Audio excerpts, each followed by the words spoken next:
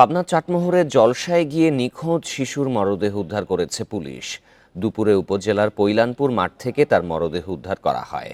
নিহত কল্পনা খাতুন উপজেলার চর মথুরাপুর গ্রামের আলাল হোসেনের মেয়ে। সে চরপাড়া সরকারি প্রাথমিক বিদ্যালয়ে দ্বিতীয় শ্রেণীর শিক্ষার্থী ছিল।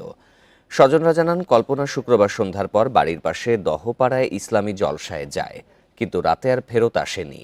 সকালে পৈলানপুর মাঠের মধ্যে একটি বাগানে মরদেহ দেখতে পেয়ে পুলিশে খবর দেয় স্থানীয়রা। পরে পুলিশ ঘটনাস্থল থেকে মরদেহ উদ্ধার করে। ধারণা করা হচ্ছে, ধর্ষণের পর শিশুটিকে শ্বাসরোধে হত্যা করা হয়।